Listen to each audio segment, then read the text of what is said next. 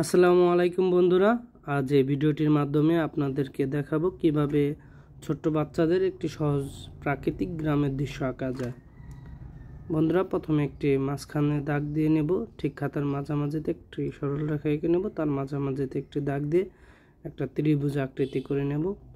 বন্ধুরা, অবশ্যই যারা নতুন দেখছেন এই ভিডিওটি, চ্যানেলটি সাবস্ক্রাইব করে আমাদের সঙ্গে থাকবেন বাচ্চাদের জন্য এবং নতুন নতুন ভিডিও পেতে। এরপরে দেখুন কোথা থেকে দাগ হবে, একটু চাল এঁকে নেব। চালটা হালকা একটু বাঁকা করে দিলাম, অনেক সময় বাঁকা থাকে।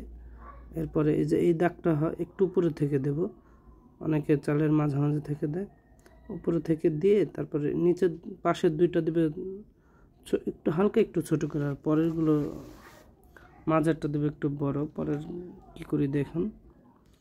যারা আমাদের ভিডিওটি নতুন দেখছেন তারা দয়া করে একটু সাবস্ক্রাইব করে রেখে দেবেন। বাচ্চাদের বা আপনার পরিচিত যারা আছে ছবি আঁকা দরকার বা গ্রামের দৃশ্য আঁকা পছন্দ করেন, বাচ্চাদের জন্য ছবি আঁকা অবশ্যই জরুরি। সব শিশুদের জন্য আপনার ছোট্ট সোনামণিদের শেয়ার করে তাদেরকে সহযোগিতা করতে পারেন।